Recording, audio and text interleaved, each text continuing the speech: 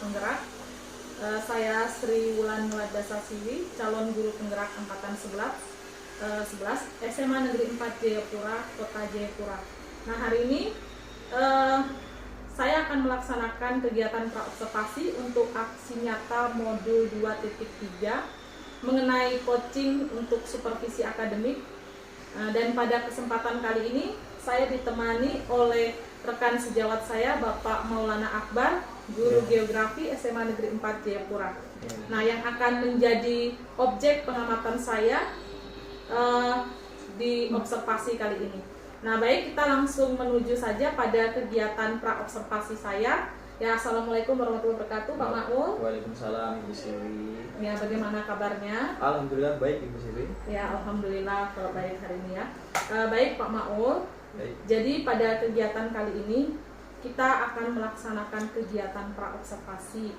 Nah, jadi tujuan saya melaksanakan praobservasi kali ini untuk Pak Maul ya, supaya nanti kita bisa melaksanakan praobservasi dengan baik ya. Tujuan percakapan kita yang pertama mengenai peningkatan pembelajaran dan pengajaran, kemudian membantu Bapak untuk memahami bagaimana kita bisa mengelola kelas, kemudian mengidentifikasi kelebihan dan kekurangan pada metode pengajaran kita nanti, kemudian memberikan saran perbaikan untuk kedepannya, kemudian mengembangkan keterampilan komunikasi untuk mendiskusikan proses belajar mengajar, kemudian umpan balik, lalu kita bisa merefleksikan diri untuk pengajaran kita nanti.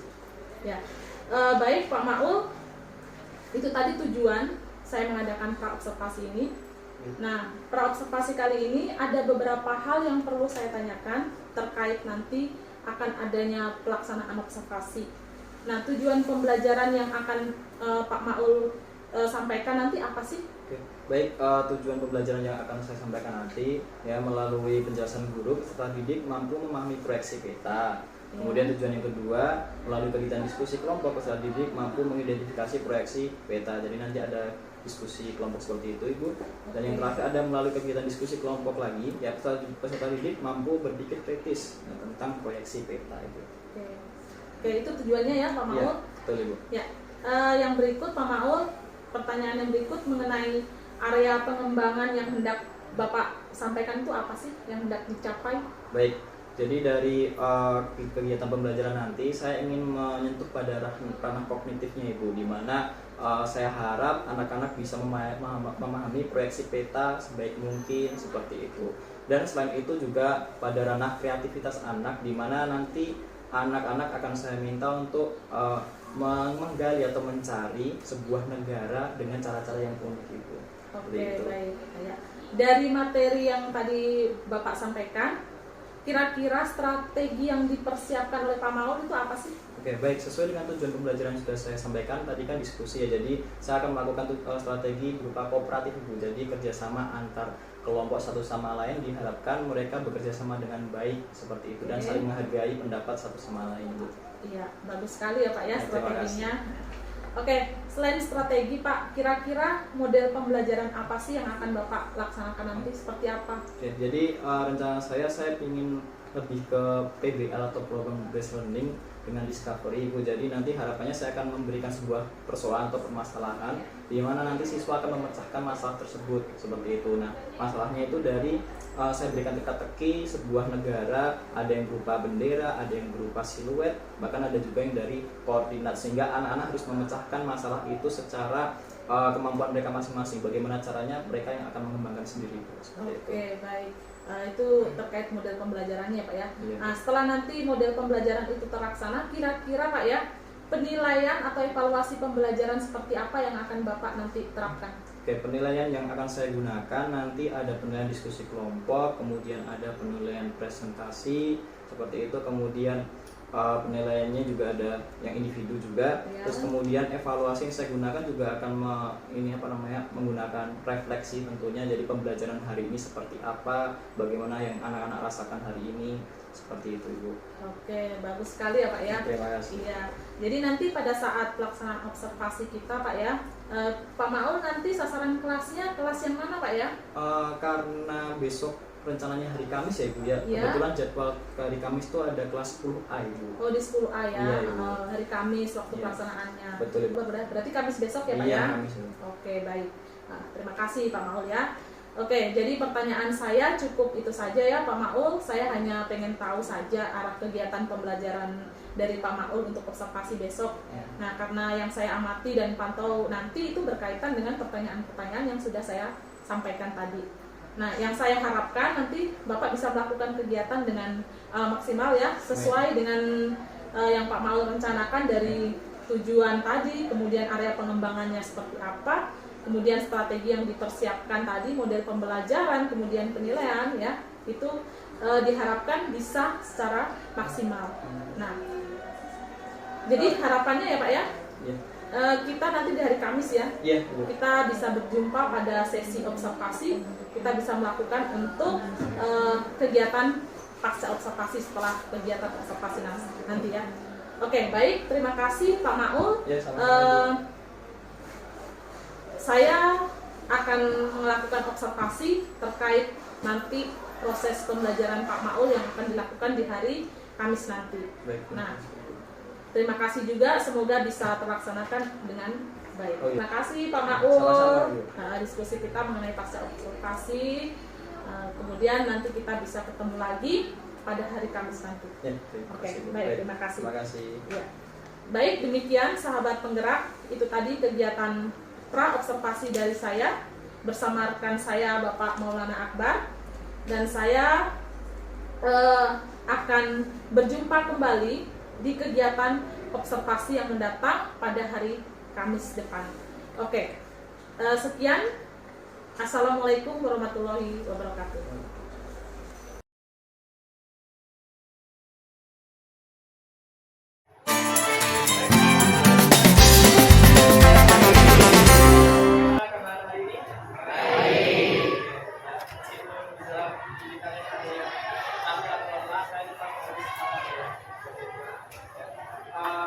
Silakan, saya meminta salah satu dari kalian juga. Baik, silakan.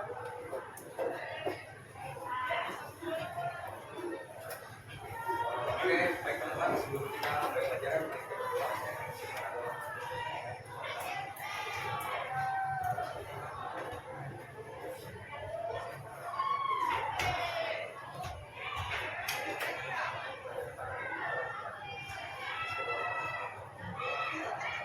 Diri. Sampai.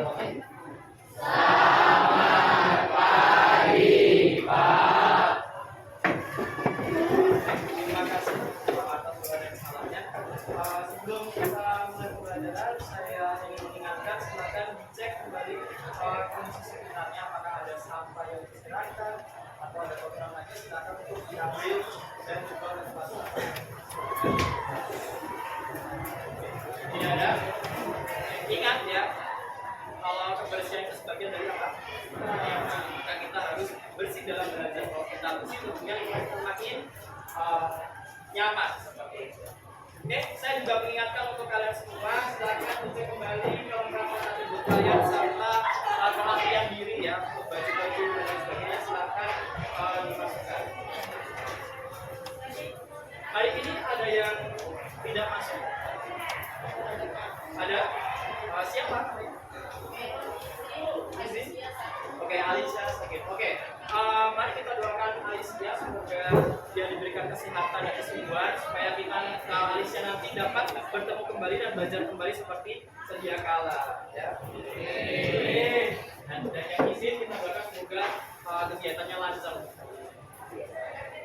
Baik.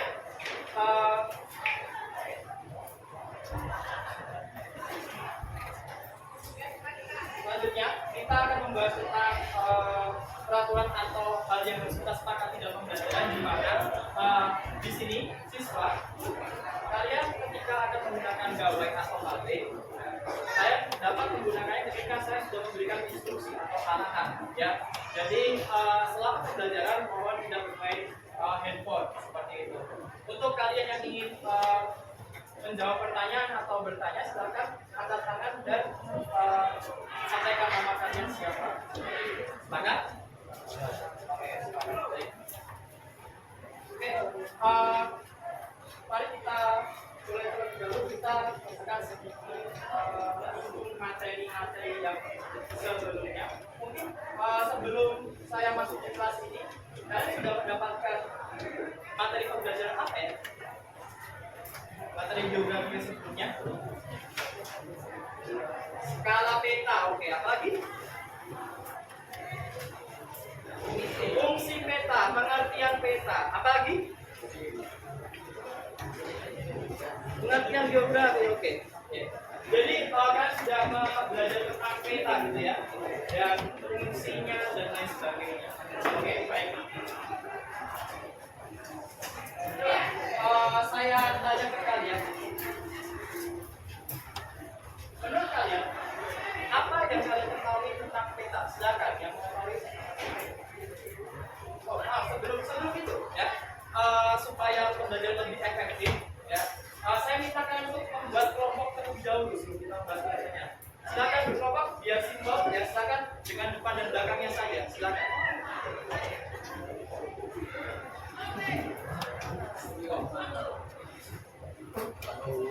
Untuk yang belakang silakan untuk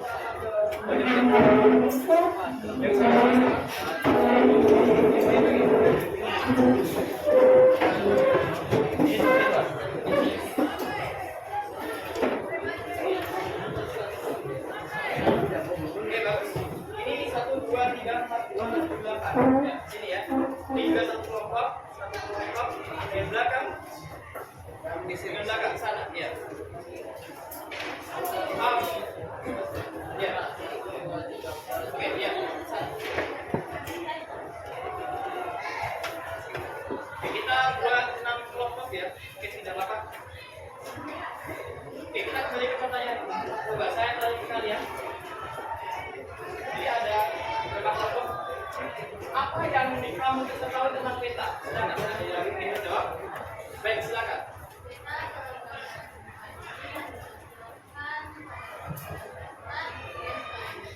Oke, bagus sekali ya. Jadi gambaran permukaan bumi yang ditampilkan di permukaan yang datar. Oke, bagus. Ada lagi yang disampaikan? Silakan. Oke, baik.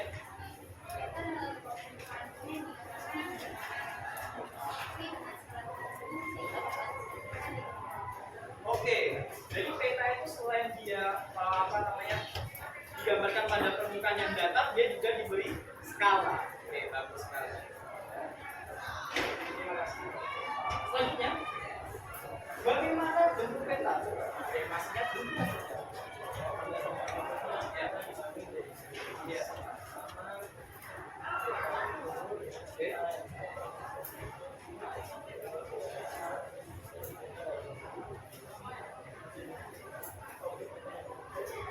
Oke, jadi disampaikan bahwa peta itu ada 3 jenis: peta timbul atau 3 dimensi, peta 2 dimensi atau rupa gambar, dan peta digital. Ada lagi mau berpendapat? Ya? Tidak ada? Oke, baik. Selanjutnya, gambarnya juga. Apakah kalian tahu bagaimana peta bisa berbentuk data? Mungkin kita sudah lihat ya di pembelajaran sebelumnya bahwa peta kan dia bentuknya ini gambar, data tadi juga sudah disebutkan salah satunya. Oke. Adakah yang tahu bagaimana peta bisa berbentuk data? Baik. Bumbunya berbentuk bulat, namun peta yang kita lihat selalu datar. Proses mengubah permukaan bumi yang 3 dimensi menjadi gambar 2 dimensi pada peta disebut proyeksi peta. Oke, berarti menggunakan proyeksi peta. Mungkin ada yang mau berpendapat saja, silakan. Oke, silakan.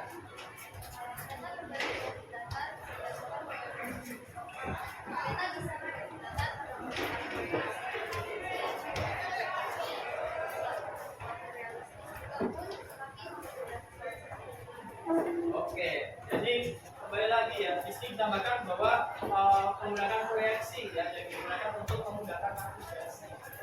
Baik, terima kasih atas jawabannya. Berarti kan masih tingkat materi-materi sebelumnya, bahkan ada yang sudah ini ya, mulai belajar di materi-materi selanjutnya.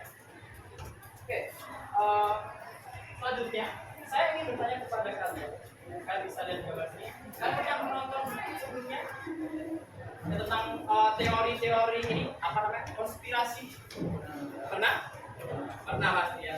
Nah, jadi saya di IG Instagram saya tuh lewat sebuah potongan YouTube tentang the true size of. Jadi ada seorang YouTuber ya, yang dia menunjukkan bahwa Indonesia itu sebenarnya ukurannya tidak seperti ini ya.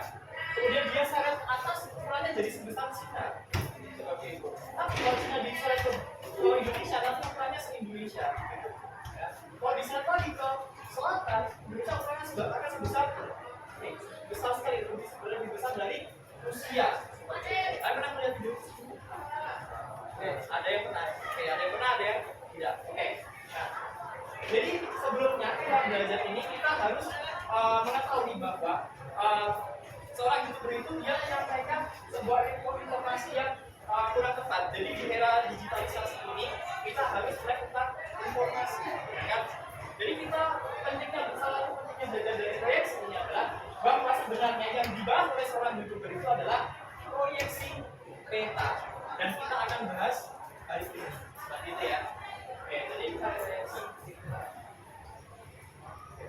Tujuan pembelajaran kita hari ini yaitu peserta didik mampu memahami proyeksi peta. Jadi nanti kalian akan memahami tentang proyeksi peta mulai dari definisi bahkan aturan-aturan dalam proyeksi peta. Kemudian peserta didik mampu mengidentifikasi proyeksi peta. Jadi di dalam proyeksi nanti ada jenis peta yang kalian bisa identifikasi ya. Dan yang terakhir jadi mampu berpikir tentang proyeksi peta. Nanti kan akan ada sebuah diskusi di dalam kelas terkait proyeksi peta. Langkah-langkah pembelajaran yang akan kita lakukan nanti ya. Jadi kita akan belajar dua hal nanti ya, tentang bidang proyeksi ya. Ada 3 proyeksi yang akan kita bahas. Kemudian ketentuan geometrik yang dipenuhi dalam proyeksi. Jadi inilah yang akan kita bahas. Sebelum kita mulai biar lebih fokus, saya ingin mengecek fokus kalian. Pastikan setelah pergantian jam ini kan kalian agak capek gitu kan. Coba kita akan melakukan Facebooking buat new class ya. Oke, saya kita semuanya berdiri.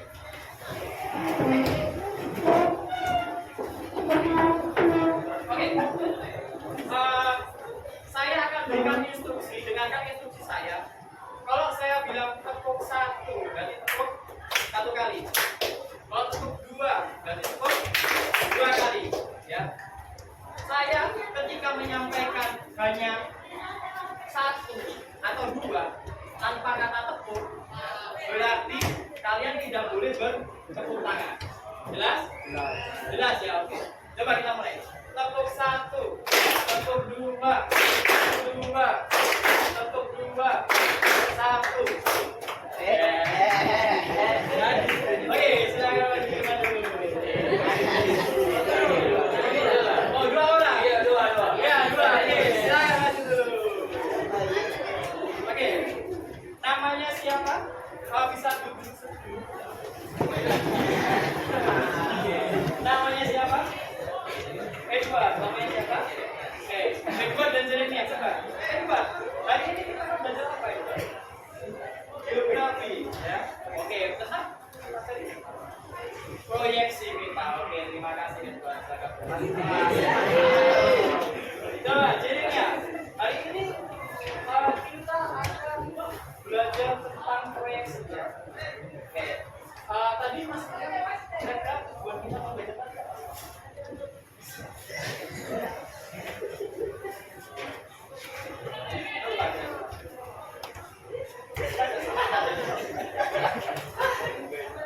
Tidak apa-apa.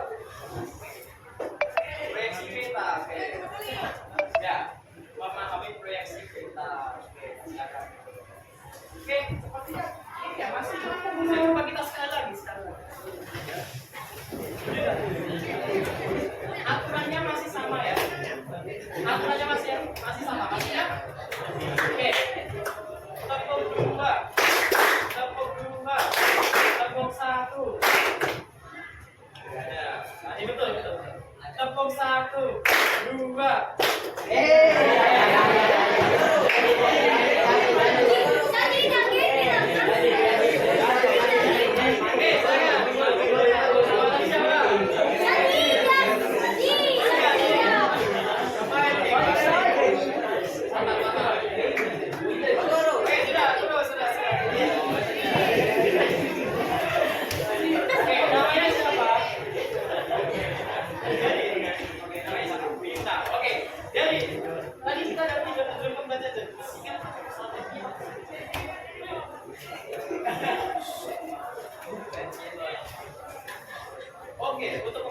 proyeksi peta.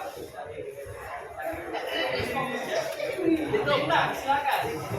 Salah satu atau ini saja. Tadi kita membahas di awal tadi membahas tentang siapa yang kita bahas tentang yang pindah-pindahkan tadi kita bisa YouTuber. Oke.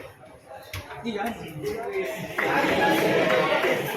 Oke, saya ingatkan jadi kita harus fokus ya. Oke lagi, bos. Udah nanti habis. Oke, saya akan lanjut. Oke, jadi kita akan masuk ke materi proyeksi ini. Ya.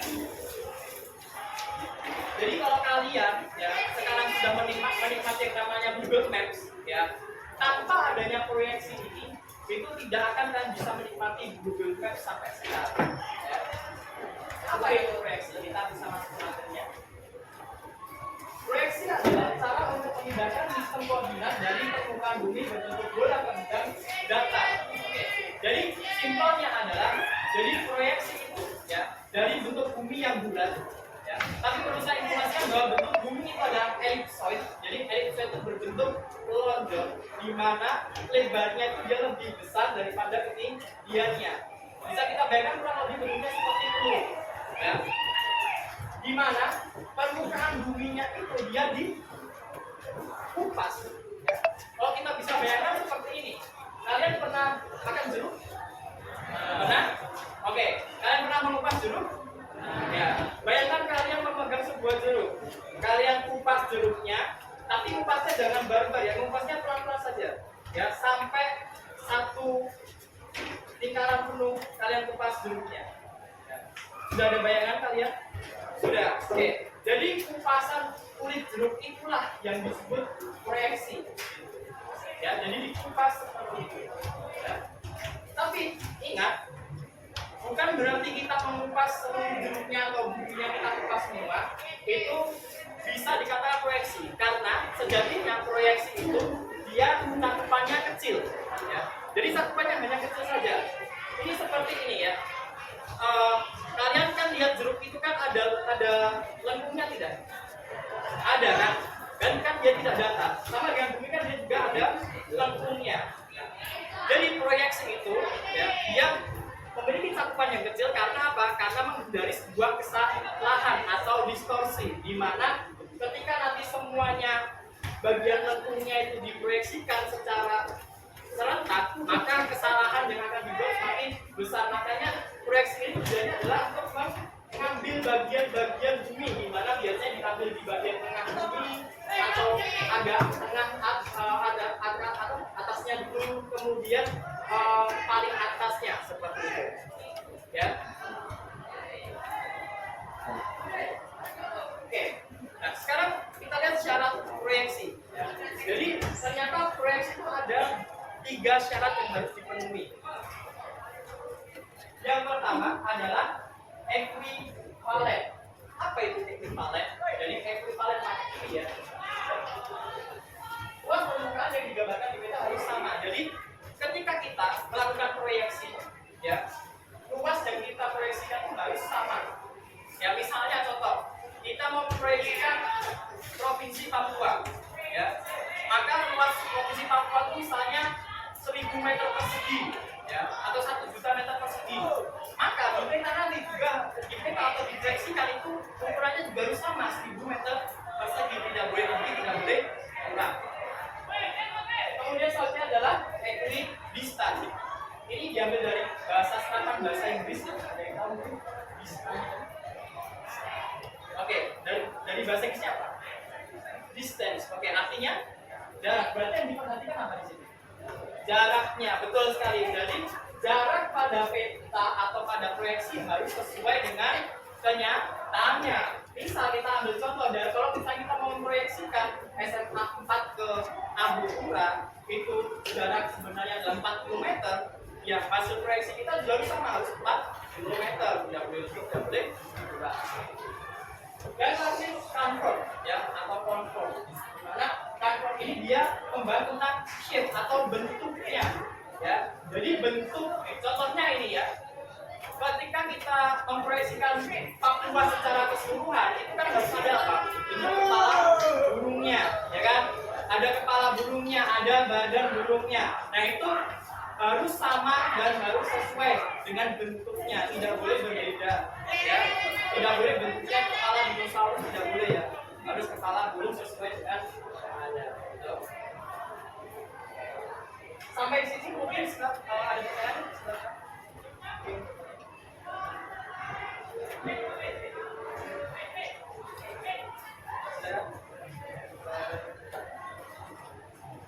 Tidak ada? Oke, kalau tidak ada saya akan lanjut. Jenis-jenis proyeksi peta. Nah, sekarang kita menuju jenis-jenisnya. Ada 3 jenis proyeksi peta. Yang pertama ada proyeksi silinder. Yang kedua ada proyeksi kerucut. Yang ketiga ada proyeksi azimut. Oke, yang pertama proyeksi silinder.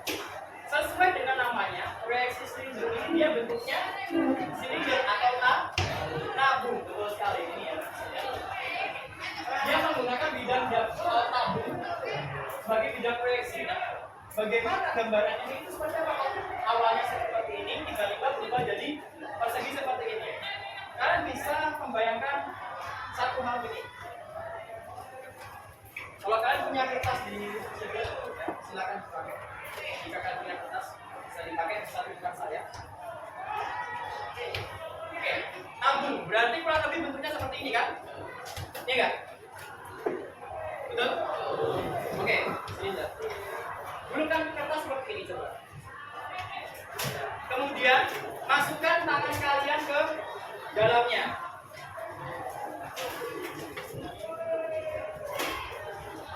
Sudah? Coba. Jadi masukkan tangannya digenggam ya, tangannya menggenggam. Sudah? Coba saya tanya yang sudah. Yang kalian rasakan itu tangan kalian bergesekan dengan kertas bagian mana? Tangan kalian bagian samping tangan saja atau bawah tangan atau atas tangan? Samping saja. Betul? Oke. Inilah kenapa proyeksi silinder itu dibuat, karena proyeksi silinder itu dia cocok untuk memproyeksikan pada lintang rendah. Artinya apa? Samping tangan kita ya itu merupakan daerah katulis 5 atau lintang berapa? Lintang 0 ya. Jadi ya, makanya kalau kalian bisa lihat gambar ini, hampir seluruh dunia bisa tergambarkan secara samping ya. Tetapi belahan bumi yang paling utara dan paling selatan kalian bisa lihat digambarkannya tidak baik ya, seperti itu. Karena proyeksi silinder ini dia hanya ini ya, cakupannya untuk lintang-lintang rendah yang bisa sekitar 0 sampai 40 derajat lintang utara maupun selatan ya. Makanya kalau kita lihat Indonesia tuh kalau digambarkan dengan proyeksi silinder ini atau India dan Malaysia ini ya, dia sangat baik sekali karena dia berada di tengah. Sedangkan yang dia berada di paling selatan, kan bisa lihat ini kutub selatan ya. Coba kalau di global kutub selatan tidak sebesar ini. Nah ini bagaimana kalau dia bisa sebesar ini? Karena ada sebuah kesalahan. Karena tadi kita masukkan tangan kita bagian bawah dia tidak tersentuh. Makanya dia mengalami distorsi atau kesalahan. Begitu. Ya kita juga sama. Makanya Rusia dan China juga dia digambarkan sangat besar seperti ini. Ya, karena ada sedikit distorsi seperti itu. Gitu ya. Dan ini kan yang sering kalian pakai dalam peta dunia, ya kan? Ya ini namanya pakai proyeksi silinder. Tapi ingat ya, bagian selatan tidak. Selanjutnya proyeksi kerucut atau morph. Ini bisa kan ibaratkan kertas ini dibentuk kerucut seperti ini. Kesimpulan dari Erik sudah biasa. Jadi ini kesimpulan dari saya yaitu proyeksi memiliki manfaat bagi kehidupan saat ini sebagai dasar pembuatan peta. Proyeksi sangat penting dalam mengubah bentuk bumi menjadi data. Dapat dinikmati teknologinya sampai sekarang semua ini atas kehendak Tuhan dan usaha manusia. Jadi perlu diingat bahwa proyeksi ini tuh berkat apa? Usaha manusia dan kehendak dari Tuhan. Kalau kami bilangnya adalah duit. Apa itu? Doa, usaha, dan ikhtiar. Ikhtiar itu artinya adalah dusun-dusun. Dengan seperti itu Tuhan pasti akan membantu kita dalam kehidupan. Nah, sekarang saya minta kalian untuk melakukan refleksi pembelajaran kali ini, bagaimana perasaan kalian dalam mengikuti pembelajaran kali ini. Linknya akan saya share kepada ketua kelas karena sebenarnya ini ada ini linknya ditulis atau saya kirimkan saja ya. Ya, kirim aja. Sebenarnya ada kode kita itu tapi karena mungkin tidak termuat jadi tidak ya.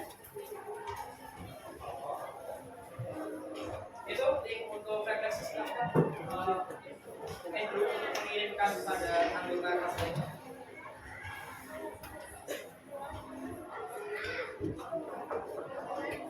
Silakan pilih perasaan kalian setelah mengikuti pembelajaran ini.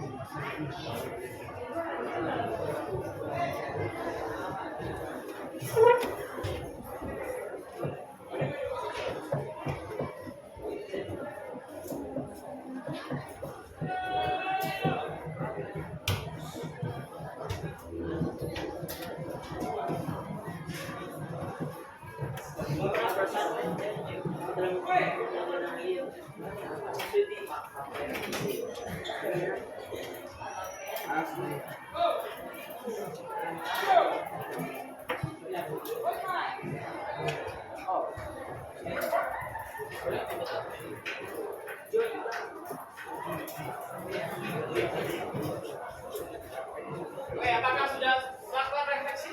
Sudah. Oke, kita coba lihat hasil refleksi kita hari ini.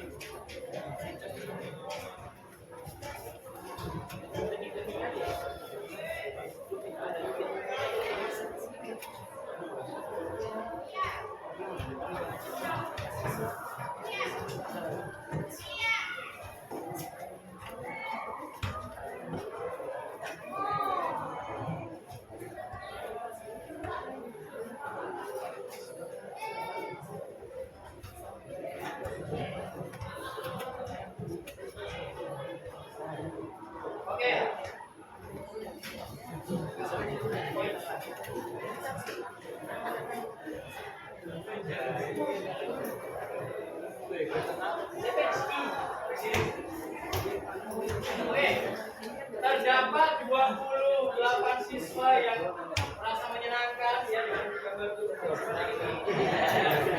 kemudian ada yang merasa semangat dari tempat ya, ada yang sedih hari ini. Sampai film ya. Kesedihan tidak apa-apa ya, semoga kesedihannya tidak berlarut-larut ya. Harus bisa move ke depan. Pembelajaran berikutnya harus lebih semangat. Setuju? Oh, 31 sekali ya. Jadi kesimpulan ini 84% kelas kelas.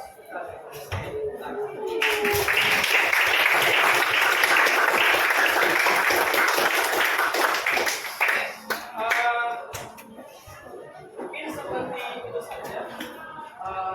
Untuk pembelajaran berikutnya kita akan mempelajari tentang learning belajar ya. Bisa dulu kita siapkan untuk belajar. Oke, pembelajaran saya akhiri di sini. Jadi sekian, terima kasih. Tetap semangat dan tetap humble ya seperti itu, dan tetap bersemangat lagi. Oke, semangatnya double kalian. Oke, untuk masuk pembelajaran silakan. Untuk Andrew mungkin kita mari untuk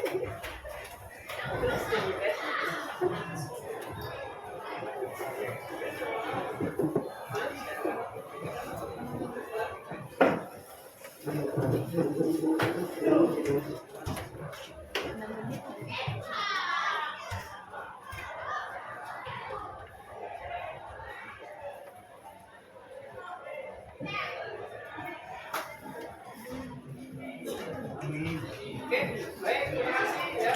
Sampai jumpa, selamat siang.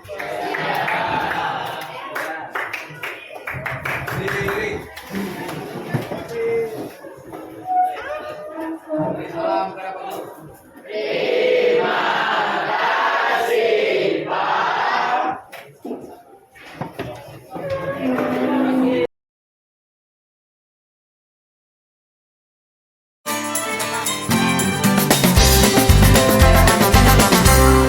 Apa yang Pak Maul akan untuk menangani hal-hal tersebut, untuk masalah-masalah tersebut?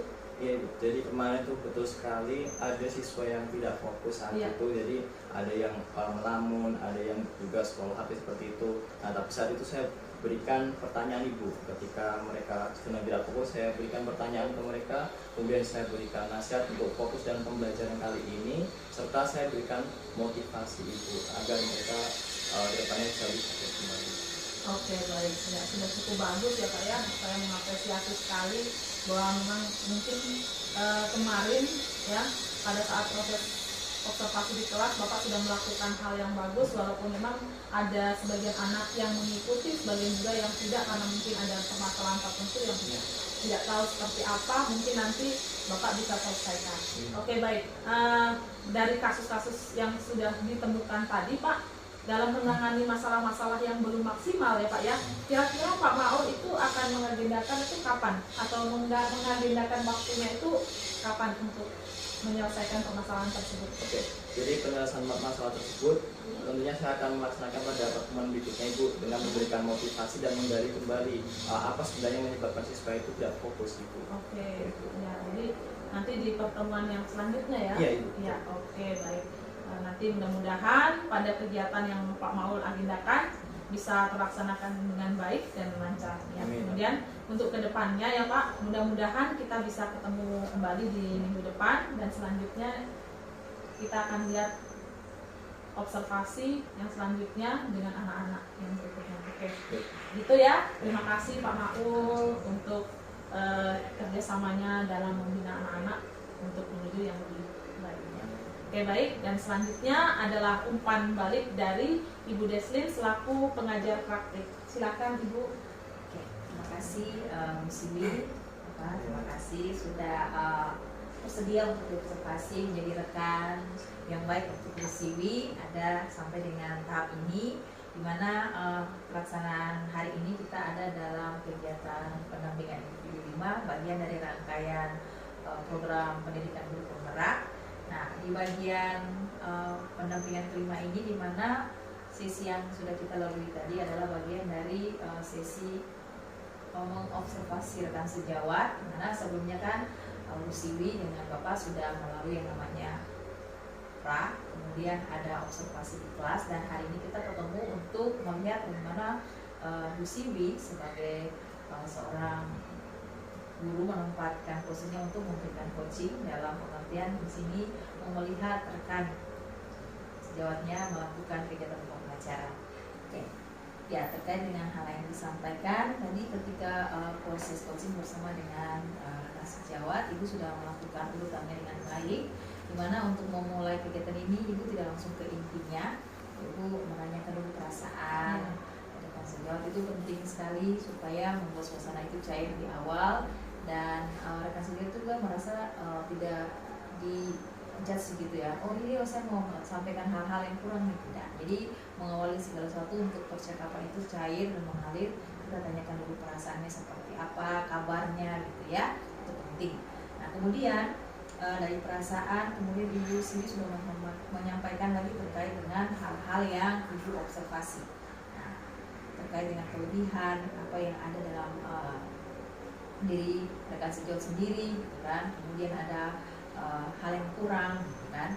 Tapi itu bukan berarti menjudge gitu ya. Nah, oke, terkait dengan poin-poin yang sudah disampaikan, nah, Ibu langsung menuju ke posisi yang berikutnya atau tahapan yang berikut adalah terkait dengan area pengembangan, di mana Ibu menanyakan sendiri gitu kan, terkait dengan pengembangan yang sudah disepakati ketika berlangsung dan ketika percakapan yang tadi Ibu menanyakan lagi. Nah, rekan sendiri menyampaikan bahwa dari area pengembangan yang sudah disepakati sebelumnya terkait dengan pembelajaran diferensiasi, di mana rekan Bu Siwi fokus untuk yang konten tadi ya, dan sudah terlaksana dengan baik.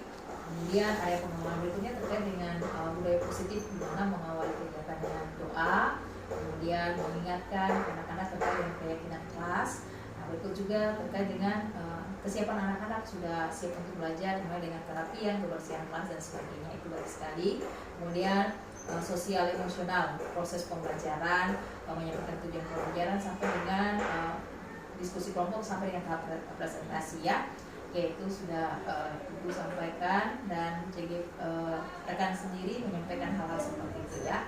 Oke, kemudian poin berikut Ibu menyampaikan terkait dengan hal yang kurang itu bukan menjadi sesuatu yang kurang untuk merasa minder, tapi perbaikan ke depan ya. Oke, lebih dan kurangnya itu dipaparkan tadi oleh rekan. Nah, kemudian berdasarkan yang disampaikan, apa sih yang sudah disampaikan terkait dengan makna kognitif, bagaimana pencapaian yang dicapai oleh siswa sendiri dan kreativitas anak-anak itu seperti apa. Nah, poin berikutnya langsung ke solusi nih. Nah, solusi itu Ibu tidak memberikan solusi, tapi rekan sendiri yang memberikan solusi, karena yang punya masalah kan rekan. Jadi rekan harus tahu solusi apa sih yang baik untuk masalahnya saya. Tugasnya Ibu adalah mengarahkan dengan tadi menyampaikan pertanyaan-pertanyaan berbobot. Nah, pertanyaan-pertanyaan berbobot itu ketika disampaikan itu akan menjadi penentu bagaimana si rekan menyampaikan jawabannya berdasarkan situasi yang terjadi. Nah, di sini di mana rekan sendiri menyampaikan bahwa ke depan akan memberikan hal-hal yang berdasarkan yang sudah dilewati, apa yang masih kurang itu akan diperbaiki. Nah, itu terkait dengan langkah-langkah solusi. Dan poin berikutnya, ketika sudah tahu nih masalahnya apa, solusinya apa, kapan? Nah, itu perlu diagendakan supaya menjadi perbaikan dari yang sebelumnya tentunya menjadi lebih baik. Nah, dari agenda ini untuk pertemuan berikutnya supaya jadi gambaran, oh kemarin saya kurangnya di sini, berarti pertemuan berikutnya saya harus lebih baik. Karena kan tujuan kita semakin hari semakin lebih baik, gitu kan? Yang kurang itu menjadi pemicu untuk hal-hal yang positif untuk kita ke depannya lebih baik. Nah, berdasarkan rangkaian ini pada akhirnya di sini sudah menyampaikan apresiasi umpan balik terkait dengan hal-hal yang perlu dilakukan dan yang sudah dilakukan. Nah, di sini sehingga pada akhirnya rekan sendiri merasa tidak dijudge gitu ya, merasa nyaman, santai, dan penguatan itu perlu supaya menjadi lebih baik. Oke, itu sekian dari saya untuk kegiatan kita hari ini. Terima kasih Bapak dan Ibu, semangat Bapak berdua dan Ibu luar biasa. Ya baik, terima kasih atas umpan baliknya ya Bu ya. Jadi demikian diskusi percakapan pasca observasi kami hari ini. Kurang lebihnya mohon maaf. Assalamualaikum warahmatullahi wabarakatuh. Selamat pagi untuk Bapak dan Ibu. Terima kasih, Bu. Ya, terima kasih.